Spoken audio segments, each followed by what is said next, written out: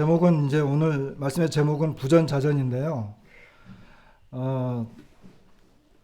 가정의 달 세 번째 시리즈로 오늘은 아버지 남편에 대해서 하는 건데 제가 이런 내용의 주제를 말할 수 있을까 이런 생각을 가졌습니다. 여기 계신 이제 우리 형제님들 중에는 대부분이 다 저보다 이제 훌륭한 아버지들이시고 또 저보다 더 멋지고 그 훌륭한 남편들이고 그리고 제가 또 이렇게 아버지에 대해서 또는 남편에 대해서 뭐라고 말할 수 있는 이렇게 해야 된다, 이런 게 좋은 아버지다, 우리가 이렇게 해야 됩니다, 그런 이야기를 제가 할 수 있을까, 그런 그 생각을 했습니다. 그래서 오늘 들어보면 아시겠지만 그런 내용은 이야기하지 않습니다. 대신에 이제 부전자전이라고 하니까 이제 웃으시는데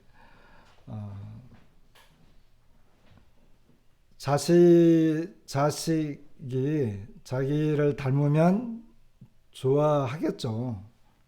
우리 저기 이제 꼬맹이가 있는데 딱 보면 오시는 분들마다 누구 피를 닮았는지 그냥 대번에 아시더라고요. 그런데 이제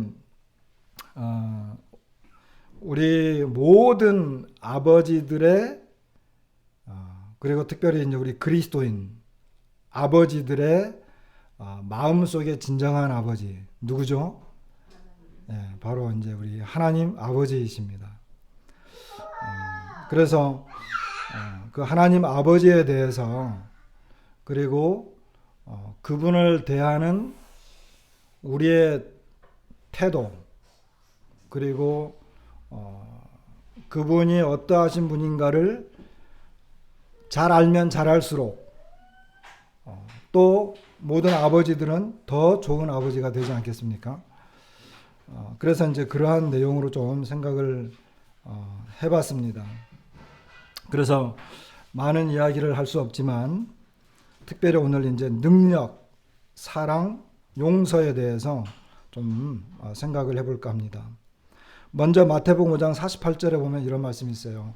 산상수훈이 쭉 이제 읽고 난 다음에 특별히 그 끝에 부분에 오면 그러므로 하늘에 계신 너희 아버지의 온전하심과 같은 너희도 온전하라 그랬거든요.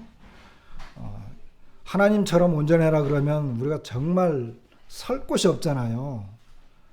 그런데 아버지의 온전하심과 같이 이렇게 이야기했어요. 그러니까 아버지는, 하나님은 내가 닮기가 어려워요. 그렇죠? 근데 아버지는 닮고자 하잖아요. 그래서 우리 주님께서 이 아버지의 온전하심과 같이 너희도 온전하라, 이렇게 이제 말씀해 주신 것에 대해서 참 감사가 되었습니다.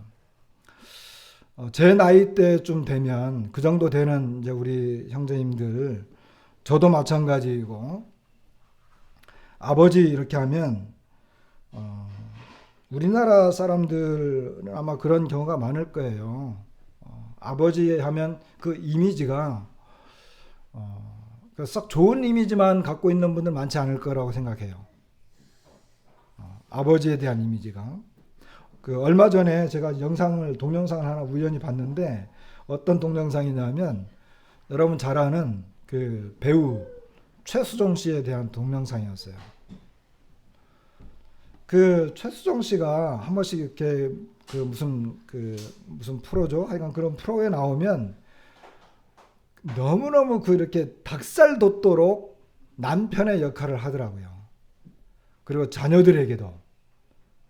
그리고 이제 그분이 이렇게 말하는 이런 태도나 아내를 대하는 모습이나 집에서 하는 이런 행동들, 이런 것들이 일반 보통 사람들이 생각하는 그런 게 아니에요. 그 영상을 보니까 이제 그분이 자기 아이들이 이제 그 유학 중인데 아이들한테도 다 존대를 해요. 이분은. 그래서 이제 여기 우리 가온이 아빠가 있는데 자기 이제 아들을 부를 때 많이 잘하긴 했지만 우리 가온 씨가 이렇게 이야기했어요. 어색하지 않아요? 이렇게 이야기를 합니다. 그리고 우리 김가희 씨가 어저께는 이런 일을 했어요. 이런 식으로.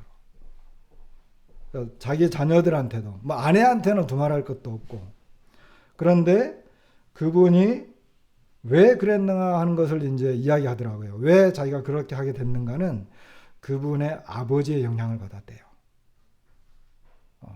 최수종 씨 아버지가 그 청와대에 근무했대요. 옛날 그 박정희 대통령 시절인가. 그 청와대 아주 그 고위직이었대요. 근무를 했는데 그 아버지가 그 자기 아내, 어머니한테, 자녀들한테 그렇게 했답니다.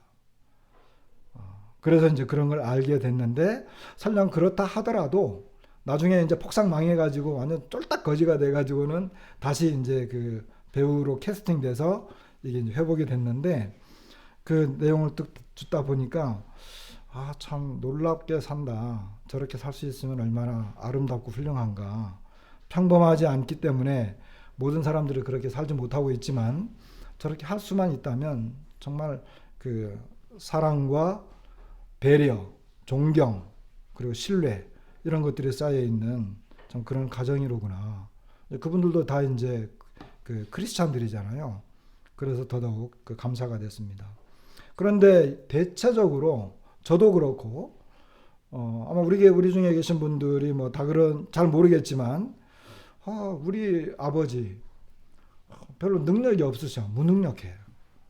그리고 늘 이 가정을 아끼고 지키려고 하는 것은 알겠지만 별로 힘도 없고 그리고 사랑도 없는 것 같고 늘 우리를 꾸짖고 책망하고 뭐 잘못하면 벌 주고 때리고 뭐 이런 그런 아버지의 이미지가 많이 나와요. 그리고 이제 집안에 오히려 어려움을 끼치고 그 최수종 씨도 아버지가 사업을 하다가 망해가지고 그 이렇게 완전히 주저앉았는데 원망을 많이 했대요. 왜 그렇게? 하나님도 원망하고 자기 아버지도 원망하고 막 그랬다고 하더라고요. 그런 경험들이 우리가 지난 세대에 살아오면서 어려운 환경 속에서 이제 그런 것들을 많이 봐왔기 때문에 우리 마음속에 있는 아버지에 대한 이미지가 하나님을 생각할 때도 그렇게 이런 그 능력과 사랑, 특별히 용서 이런 부분에 대해서 굉장히 미약하다는 거죠. 우리 마음에 아버지 하면 어떤 생각이 드느냐 하면 이런 생각이 안 드는 거예요. 그런데 이제 하나님 아버지이기 때문에 뭐 은혜로우시고 뭐 사랑이 많으시고 이런 것을 이제 그 거의 강제적으로 주입이 되는 것이지 우리 바탕에 깔려 있는 일단 아버지에 대한 이미지는 그렇게 썩 이제 좋은 것들이 많지 않은 그런 사람들이 있습니다. 이해는 하시겠죠?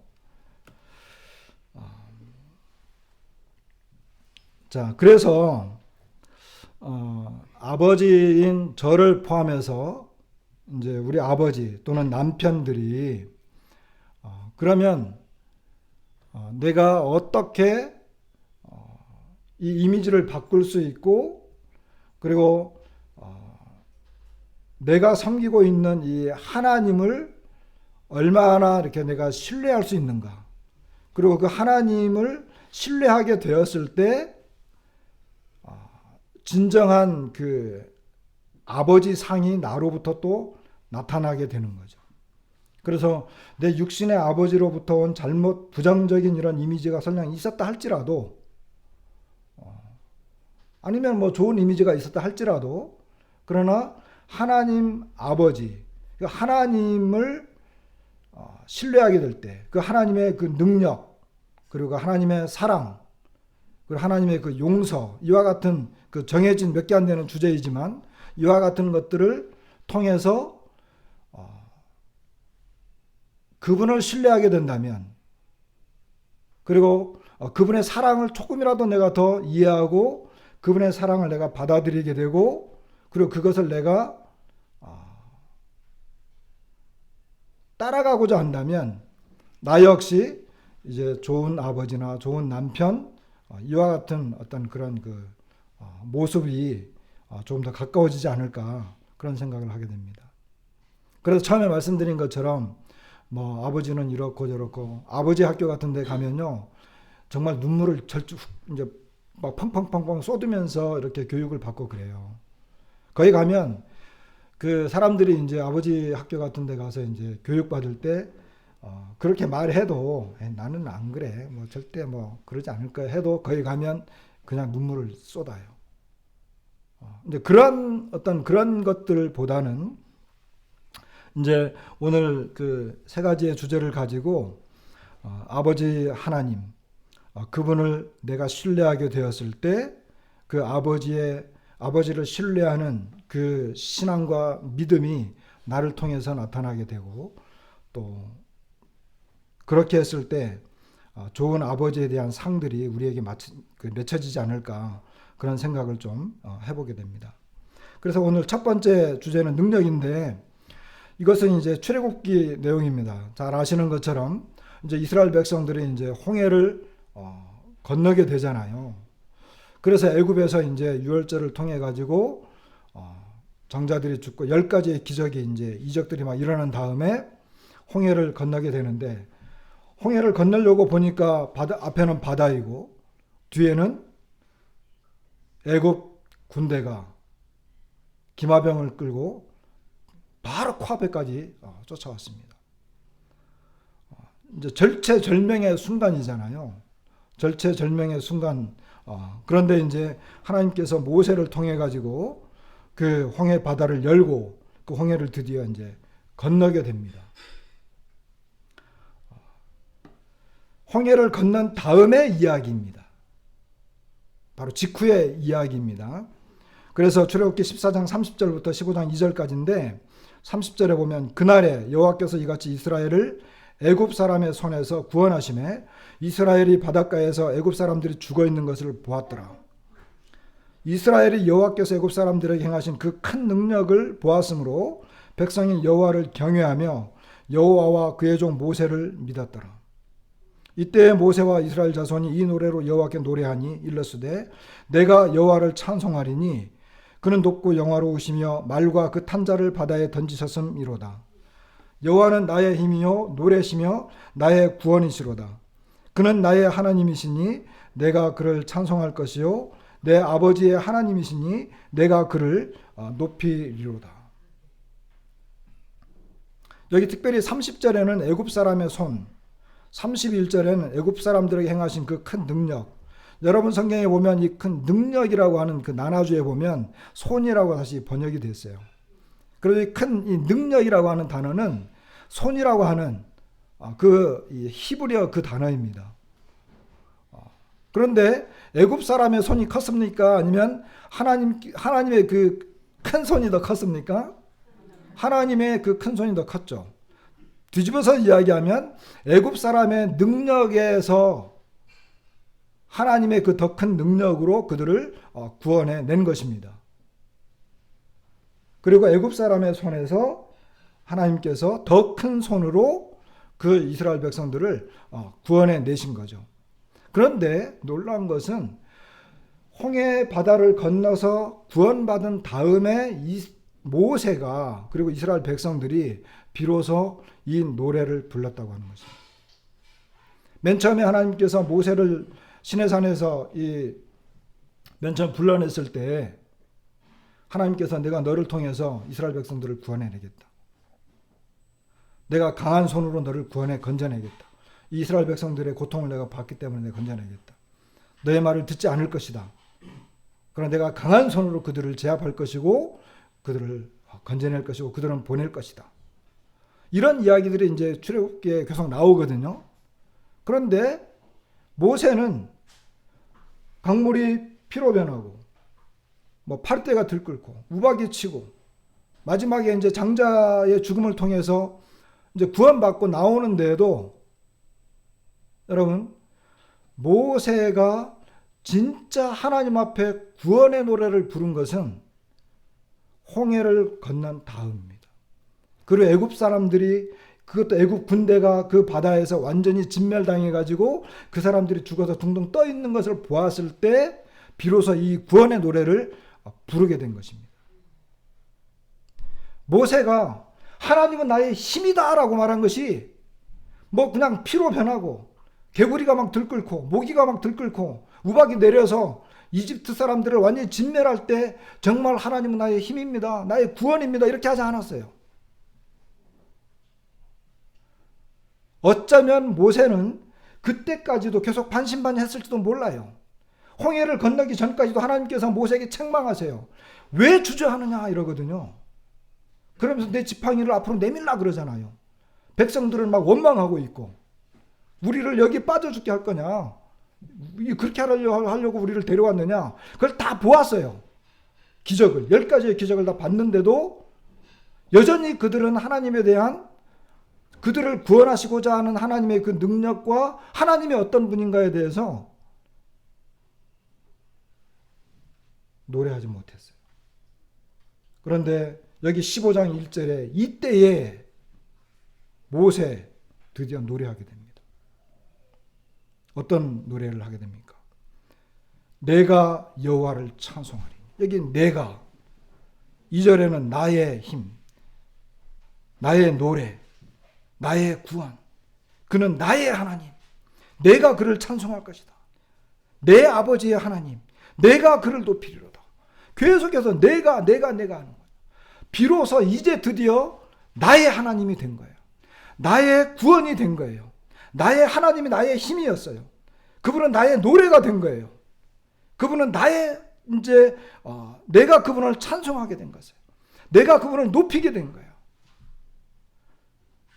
맨 처음에 하나님께서 모세를 부르실 때 그 능력이 하나님으로 나타났지만, 뭐 지팡이가 뱀으로 변하고 여러 가지 기적들을 통해서 나타났지만, 정말 나를 통해서 이 백성이 구원받을 수 있을까? 하나님은 정말 나를 구원할 수 있을까? 이와 같은 것들에 대한 어떤 그 의구심들이 이제 완전히 해소됐어요. 언제? 애굽 군대가 홍해 바다에 완전히 잠겨버리고 침몰해서 죽음을 보았을 때. 우리 아버지들의 신앙은 나의 신앙이어야 돼요. 되게 보면요, 뭐 꼭 뭐라고 하지는 않겠습니다만은 자녀들 때문에 내가 교회를 가지, 내가 내 아내가 그냥 다니니까 교회를 가지, 가정의 평안을 위해서 내가 교회를 가지, 이런 신앙을 가진 사람들도 많이 있어요. 그 하나님, 그리고 나를 구원하신 그 예수 그리스도가 나의 하나님, 나의 구원, 그분은 정말 나의 반석, 나의 의지할 힘, 이것이 아니라 그냥 다른 어떤 매개체를 통해서 믿어주는 그런 하나님이 경우가 많다는 거예요. 그런데 우리가 지난 시간에 본 것처럼 아담이 범죄해가지고 그 선악과를 따먹었을 때 비로소 그들의 눈이 밝아졌어요. 그 책임이 아담에게 있었던 거죠.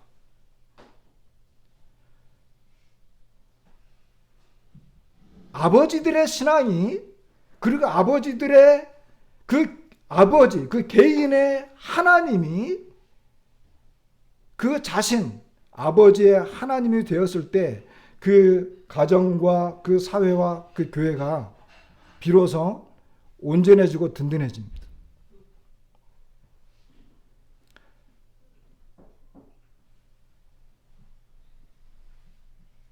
그래서 아버지의 신앙, 그냥 나를 말하는 거죠. 나의 신앙. 이건 뭐냐? 언제 완벽해지느냐? 아, 그래. 하나님께서 나를 구원하셨어. 나의 모든 죄가 예수 그리스도와 함께 십자가에 못 박혔고 거기에서 정죄를 받았어. 나는 온전히 죄사함을 받았고 이제 나는 하나님 앞에 예수 그리스도의 부활로 말미암아 의로운 삶을 살게 해주셨어. 하나님 나를 더 이상 정죄하지 않고 나를 의인으로 여겨주셨고 하나님의 자녀로서의 삶을 살게 해주셨다라고 하는 분명한 믿음의 신뢰가 그 개인에게 정확하게 있을 때 그것이 그 아버지 그 개인의 확실한 신앙으로 확고부동하게 될 때에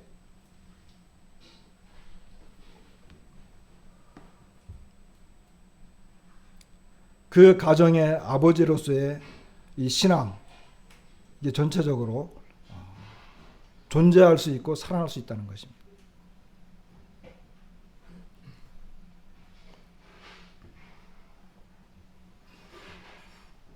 아까 말씀드린 것처럼 그 능력은 하나님의 강한 손입니다. 출애굽기에는 강한 손, 권능의 손, 오른손, 여기 오른손은 약간 의미가 다른 것이긴 하지만 다 은유법들이기 때문에 이와 같은 것들은 하나님의 그 강한 손, 그 능력으로 우리를 구원해 주셨다라고 하는 이 확고부동한 이 신뢰가 그 아버지 하나님, 그 구원자이신 그 능력의 하나님을 완전히 신뢰하는 그 신뢰가 우리에게 있어야 되고, 그 우리가 믿고 있는 하나님은 바로 그런 분이시다라고 하는 것을 우리가 이 시간에 다시 한번 생각해 보게 되는 것입니다. 두 번째는 사랑입니다.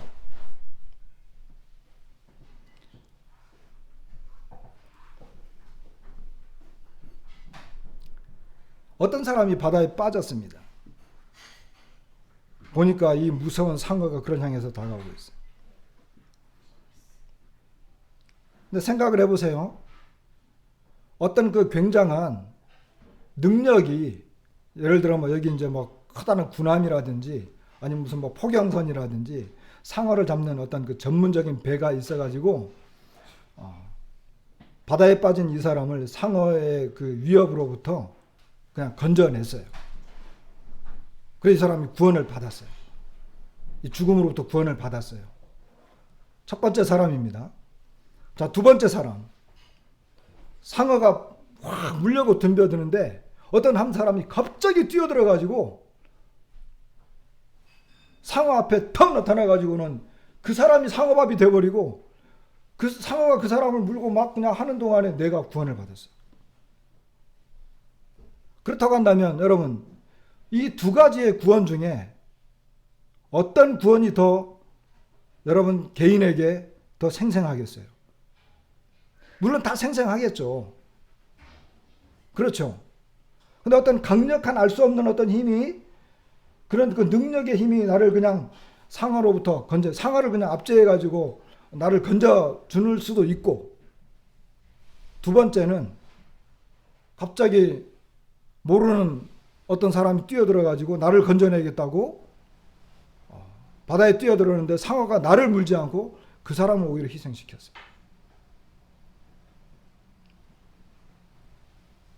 그렇다고 한다면 둘 다 구원받은 거지만 분명히 구원의 내용이 좀 다르겠죠. 그렇지 않겠습니까?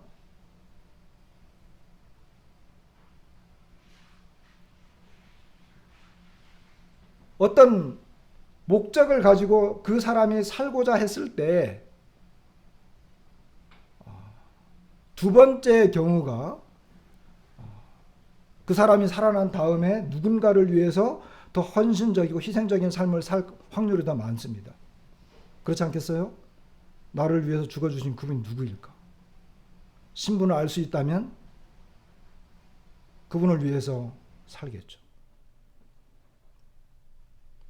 여러분 영화 좋아하세요? 저는 좀 좋아합니다. 혹시 영화 중에 라이언 일병 구하기라고 하는 영화 보신 적 있으세요? 라이언 일병 구하기. 기회 되면 보세요. 전쟁 이야기인데, 2차 대전 때 전쟁 이야기인데, 형제들이 다 전쟁터에 나가서 죽었고 라이언 일병이 이제 혼자 남았어. 대통령이 어떻게 그 사실을 알아가지고 그 특수부대 몇 명을 보내가지고 이 사람을 구하는 거예요. 그 최전방에서 막 죽기 아니면 살기로 싸우고 있는데, 야 가서 그 남은 아들 하나, 그 막내 아들인데 그 아들을 구해와라. 결국 구해오거든요. 그런데 그 라이언 일병을 구하기 위해서 그 군인들이 죽어나가요.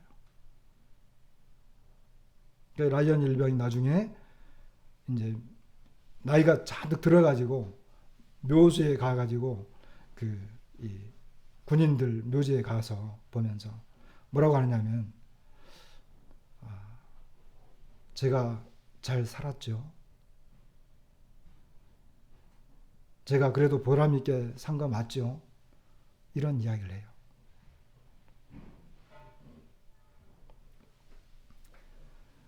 이제 그러한 내용입니다.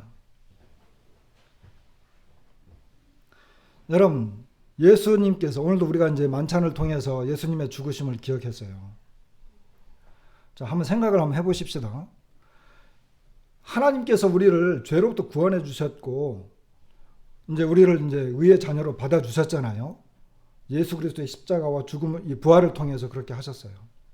하나님께서 우리를 구원하실 때 왜 반드시 십자가를 거쳐서 죽음과 부활이라고 하는 걸 거쳐서 우리를 구원하셨을까요? 막말로 예수님께서 이 땅에 오시지 않으면 하나님 우리를 구원하실 수 없나요?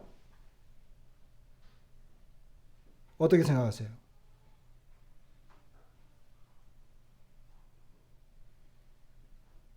우리는 이미 역사적으로 예수 그리스도께서 우리를 위해서 죽으시고 부활하셨기 때문에 그 사실을 믿고 구원받았지만,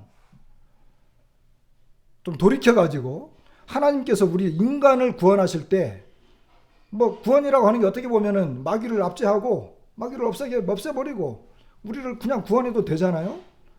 그런데 하나님께서 우리를 구원하실 때 굳이 십자가를 거치지 않고 우리를 구원할 수 있는 방법은 없었을까요? 전지전능하신 하나님께서 우리를 구원하시려고 마음만 먹는다면 그것이 어떤 방법이 되었든 하나님이 하시는 방법이라면 가능할 수도 있었겠죠. 그렇지 않겠습니까? 그리고 예수님께서도 이 땅에 오셨을 때 예수님께서 그랬어요. 인자가 죄를 사하는 권세가 있는 줄을 너희로 알게 하기 위해서 이랬다. 그래가지고 중풍병자를 이렇게 세우잖아요. 그 중풍병자가 일어난 걸 보고 주님이 정말 권세 있는 분인 것을 증명하셨어요. 그러니까 주님은 그 스스로 죄를 사하는 권세가 있으신 분이에요. 죄인인 걸 분명히 알지만 재판장이 무죄 때려버리면 무죄가 될 수 있는 거잖아요. 어떤 능력이 있거나 어떤 그 판단에 의해서.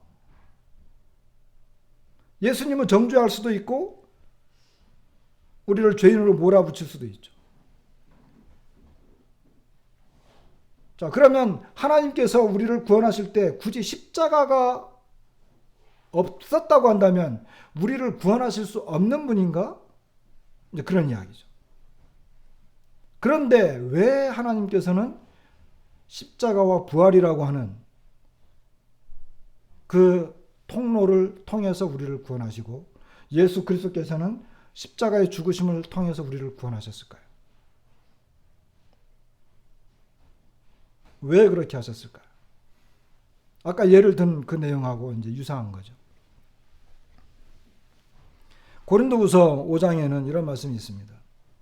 그리스도의 사랑이 우리를 강권하시는도다. 우리가 생각하건대 한 사람이 모든 사람을 대신하여 죽었은즉 모든 사람이 죽은 것이라. 그가 모든 사람을 대신하여 죽으심은 살아있는 자들로 하여금 다시는 그들 자신을 위하여 살지 않고 오직 그들을 대신하여 죽었다가 다시 살아나신 이를 위하여 살게 하려 함이라. 여기 특별히 14절에 그리스도의 사랑 이렇게 이야기합니다. 모든 사람을 대신하여 죽으신 분은 바로 예수 그리스도이십니다. 그가 모든 사람을 대신해서 죽으신 것은 살아있는 자들로 하여금 다시는 그들 자신을 위하여 살지 않고 오직 그들을 대신하여 죽었다가 다시 살아나신 이를 위하여 살게 하기 위해서였습니다. 라이언 일병이 최전방에서 목숨을 건진 다음에 그는 자기를 위해서 전사한 그 전우들을 생각하면서 살았습니다. 누군가가 나를 위해서 대신 목숨을 바치면서 희생되었고 그로 말미암아 내가 구원받았다고 한다면 나는 그를 위해서 살 수 있을 것입니다. 하나님께서 우리를 구원하실 때 예수 그리스도를 대신 죽게 하신 것은 우리로 하여금 나를 대신해서 죽게 하신 그분을 위해서 살도록 하신 것입니다. 물론 여러 가지가 있지만 특별히 이 내용이 우리에게 강하게 오는데 그것이 바로 그리스도의 사랑입니다. 다시 말해서 하나님께서 우리에게 삶의 목표를 주신 거예요. 우리로 하여금 무엇 때문에 살아야 되고 왜 살아야 되는지를 우리에게 알려주신 거예요. 말씀하신 거예요. 만일에 이런 것이 없다고 한다면 우리의 삶의 방향은 막 이렇게 갈팡질팡할 거예요. 내가 무엇 때문에 살아야 되고 왜 살아야 되는지. 여러분 많이 생각해 보세요. 예수 그리스도라고 하는 그 제목, 이 표제를 지워버리세요. 내가 살아가는 길에서, 내 삶에서 예수 그리스도라고 하는 이 표제를 지워버렸어. 그럼 여러분 무엇 때문에 살 거예요? 내가 무엇 때문에 살아야 되죠? 왜 살아야 되죠? 막연하잖아요. 사도 바울은 이게 너무너무 분명했어요. 그에게는 이 표제가 정확했어요. 바로 그 이유 때문이에요. 그래서 다시는 나 자신을 위해서 살지 않고 대신하여 죽었다가 다시 살아나신 그분을 위해서 살게 하려 함이라. 이것입니다. 십자가가 주어진 것은 다른 방법도 우리가 생각은 못하죠. 우리가 생각할 수 있는 부분이 아니죠. 그러나 하나님은 가능하셨지만 그러나 십자가를 제시하신 것은 우리로 하여금 삶의 목표가 분명히 정해지도록 하신 것입니다.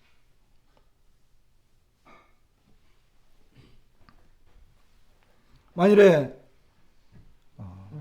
우리 아버지들이 하나님의 이 은혜와 사랑을 확실하게 깨닫고 우리 아버지들이 저를 포함해서 제가 가야 할 목표와 그 길이 정확하게 정해졌다고 한다면 그것은 하나님 아버지께서 원하시는 길이고 그리스도의 사랑으로 말미암아 살게 되는 것이고 그리고 나 자신에게 이 아버지의 상이 맺혀질 것입니다.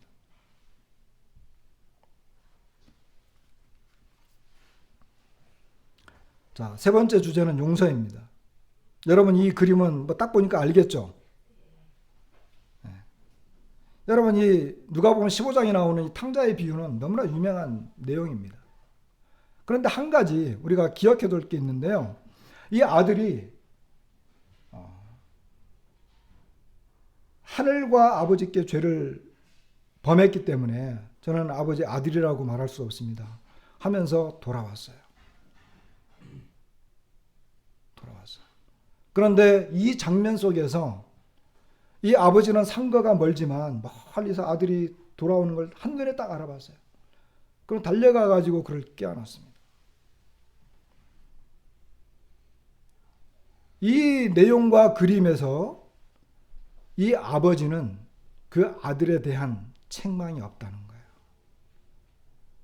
아들이 무엇을 했는지, 어디 가서 탕진했는지, 어떻게 살았는지 그런 거 전혀 물어보지 않아요.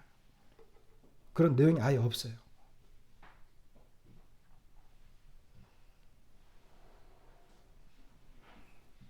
그리고 아들의 신분을 완전히 회복시켜 줍니다. 그리고 그 아들을 위해서 뭘 하죠? 잔치를 벌입니다. 여러분 잔치는 유대인들의 이미지 속에서 잔치라고 하는 것은요. 하나님 나라를 말해요. 하나님 나라.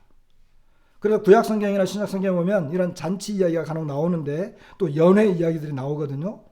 근데 유대인들의 그 이미지 속에는 누군가가 큰 잔치를 베풀었다든지 또는 성경 속에 잔치를 베풀었다는 이런 그 내용이 나올 때 그것은 하나님 나라의 이미지가 박혀져 있는 거예요. 그래서 여기서 말하고 있는 이 내용도 사실은 그 아들이 돌아왔기 때문에 하나님이 이 아버지가 잔치를 베풀었는데 사실 이것은 하나님 나라가 이루어진 것입니다.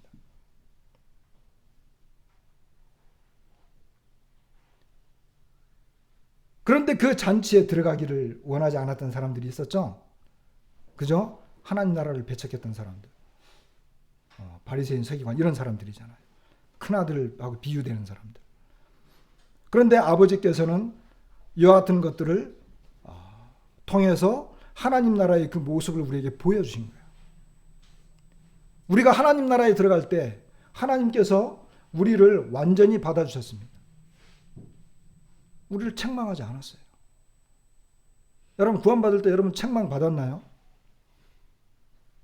뭐 교회에서 막 책망하면서 막 당신이 하나님 나라에 들어가려면 이렇게 해야 됩니다 하고 막 그렇게 했나요? 물론 우리에게 회개 개념이 있지만 이 회개는 하나님께 대한 회개이기 때문에 나 자신에게서 생겨나는 하나님의 어떠하심을 알고 자신의 처지를 통해서 하나님 앞에 돌아가는 것을 말하는 것입니다. 삶이 바뀌는 것을 말하는 거죠. 그래서 이 하나님께서 우리를 받아주실 때 이 아버지가 그 아들을 받아주실 때 이 받아주심은 완전한 받아주심이에요. 하나님께서 그 나라 하나님 나라를 열고 모든 죄인들을 다 가서 쓸어 모아서 받아주신 것처럼 하나님께서 우리를 그렇게 받아주셨습니다. 그래서 책망은 나타나지 않고 온전한 회복과 하나님 나라가 회복이 되는 것을 보게 됩니다. 고린도후서 5장 18절 동일하게 고린도후서 5장 18절에 이런 말씀이 있습니다. 모든 것이 하나님께로서 났으며 그가 그리스도로 말미암아 우리를 자기 화목하게 하시고 또 우리에게 화목하게 하는 직분을 주셨으니 곧 하나님께서 그리스도 안에 계시사 세상을 자기와 화목하게 하시며 다 같이 한번 읽어볼까요? 빨간 글자 시작. 그들의 죄를 그들에게 돌리지 아니하시고 화목하게 하는 말씀 우리에게 부탁하셨다 그랬어요. 여기 화목이라고 하는 주제가 계속 나와요. 먼저 이제 그 주님이 이제 그 사도 바울이나 먼저 구원받은 사람들과 화목했죠. 그 화목한 사람들이 또 다른 사람들에게 화목을 전하는 거죠. 그런 내용을 말하는 것입니다. 근데 사도 바울은 그런 직분을 가졌다는 것이고, 그런데 여기 세상을 자기와 화목하게 하실 때 19절에 보면 세상을 자기와 화목하게 하실 때 어떻게 했냐면 그들의 죄를 그들에게 돌리지 아니하셨다는 거예요. 여기 우리 성령제님하고 제가 이제 서로 싸웠어.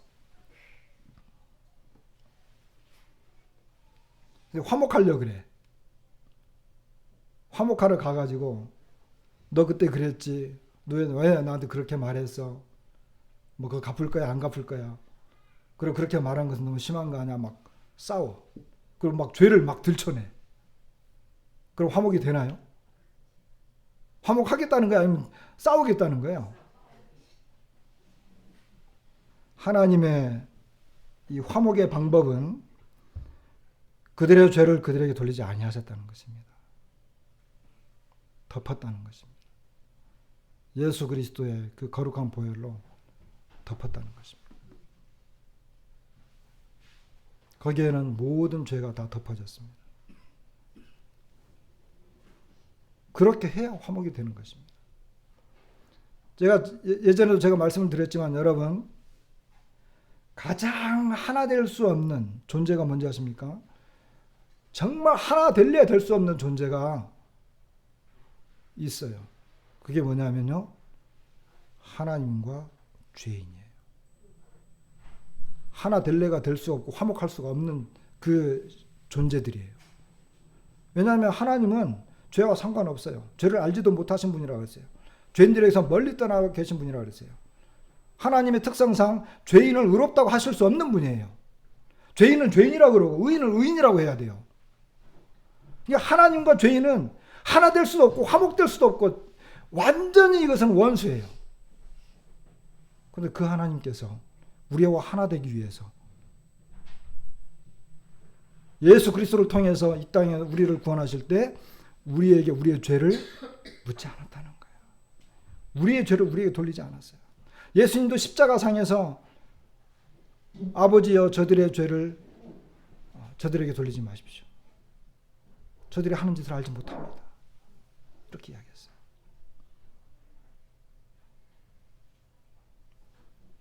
이것이 용서입니다. 저도 아버지예요. 용서 정말 어려워요. 살다 보면 용서 어렵더라고요. 그런데 우리가 이와 같은 하나님의 진정한 용서를 나의 아버지가 그와 같은 용서를 가지신 분이라고 한다면 나도 그와 같은 것을 배울 수 있을 것입니다.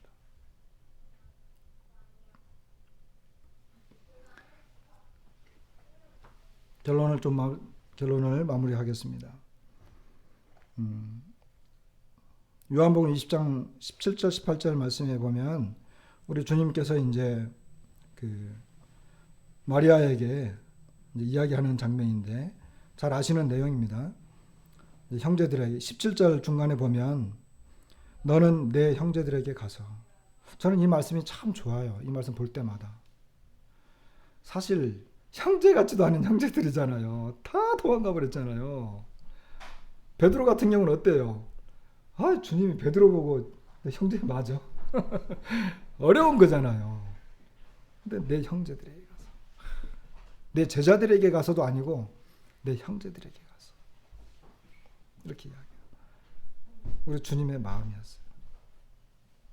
내가 내 아버지, 곧 너희 아버지. 어떻게 그들의 아버지가 될 수 있을까요? 그들의 불신과, 여러분 요즘 이제 그 사복음서 공부하고 있는데 이 사복음서를 보다 보면 주님이 그렇게 가르치고 뭐 이렇게 보여줘도 제자들이 계속해서 주님을 믿지 못하는 모습들 나오잖아요. 그래서 엉뚱한 대답하고 주님이 꾸짖기도 하고, 야, 너 그렇게 믿음이 없냐? 막 이러잖아요. 그런데 주님이 내 아버지, 곧 너희 아버지, 이렇게 이야기해요. 내 하나님, 너희 하나님. 그 불신 속에 빠져 있는 그 제자들을 향해서 너희 하나님, 이렇게 이야기합니다. 그러니까 우리는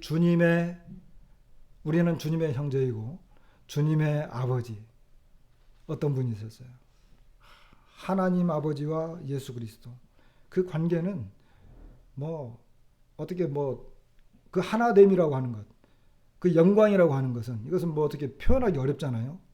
근데 주님이 동일하게 우리에게도 내 아버지가 너희 아버지야, 이렇게 이야기해 주십니다. 그런 좋은 아버지를 우리가 믿고 있고 신뢰하고 있습니다. 그런 아버지를 보면서 우리가 또 배우고 있습니다. 모든 아버지들의 표상이고 우리가 정말 절대적으로 신뢰해야 되는 그 아버지잖아요. 그래서 오늘 말씀은 아버지들에 대한 내용인데 제가 뭐 아버지에 대해서 이렇쿵저렇쿵 할 수 없잖아요. 그러니까 우리의 진짜 아버지를 우리가 이야기하면 우리가 서로 간에 공유할 부분이 많다, 이런 생각이 있어서 이런 교제를 나누게 되었습니다. 마치겠습니다.